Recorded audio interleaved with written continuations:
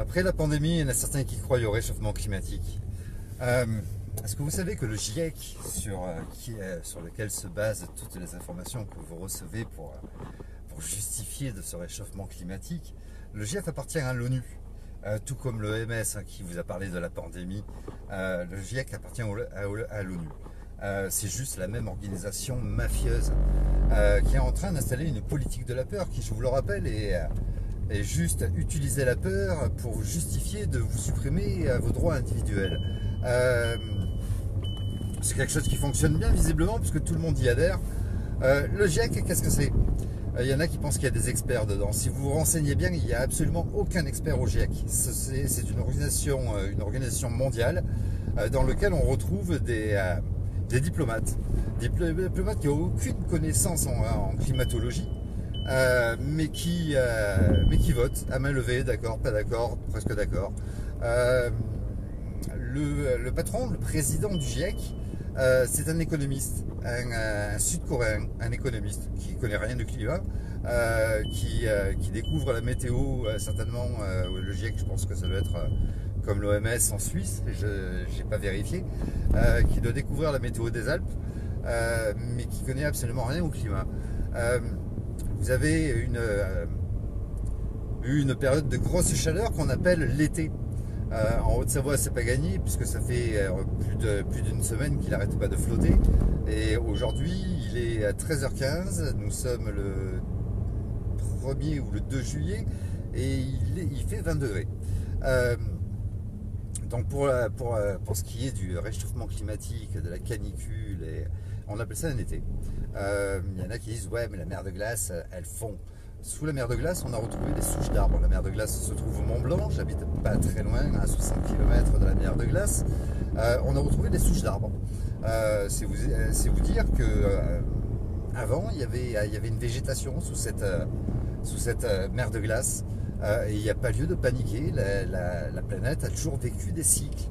Ce qui est inquiétant par contre, des cycles d'ère glaciaire et d'ère de réchauffement.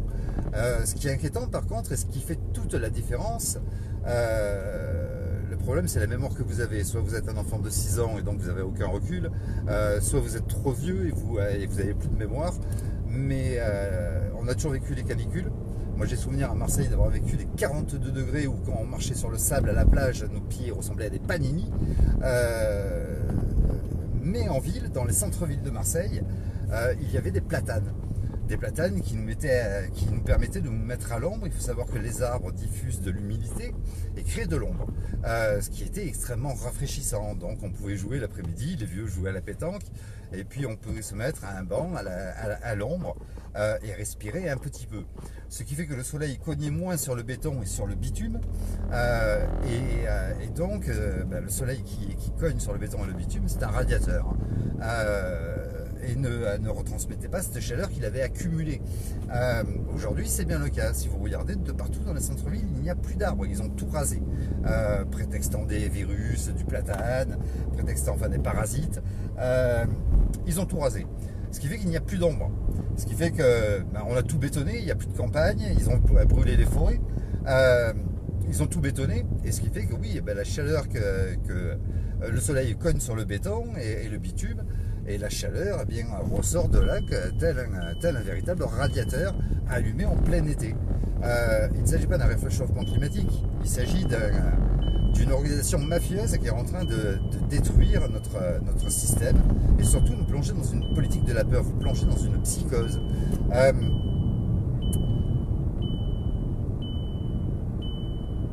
Ça devient compliqué de faire comprendre aux gens. Vous sortez d'une psychose où on devait tous mourir, la pandémie devait tuer des millions de personnes, vous avez tous couru, vous faire les 50% des Français Véran avait annoncé 90%, encore un gros mensonge. Il faut savoir que le pays le plus vacciné au monde a été, l'un des pays les plus vaccinés a été Israël, ils sont vaccinés à 62%. Les Français sont très réfractaires à la vaccination. Il y avait très peu de chances que les conneries de Véran, d'ailleurs, qu'est-ce qu'il a dit de vrai ce pauvre type, les conneries de Véran soient vraies.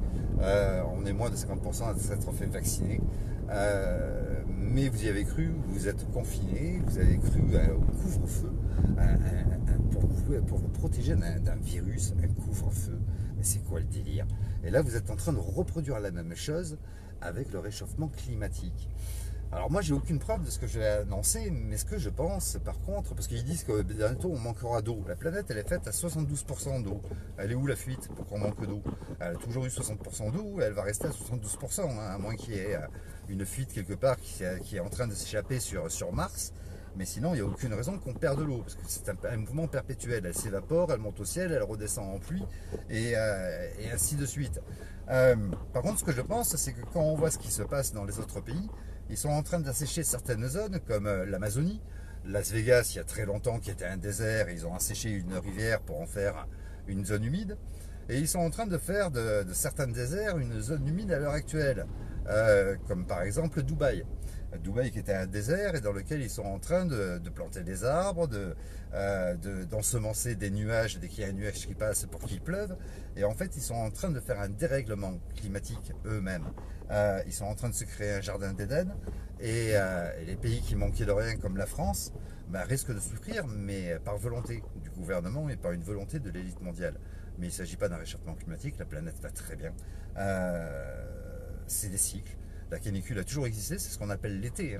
Et moi, je vous annonce d'avance une période très froide d'ici 4-5 mois. Une période vraiment très froide. Qu'on appelait avant hiver. Mais on va appeler ça une zone glaciaire.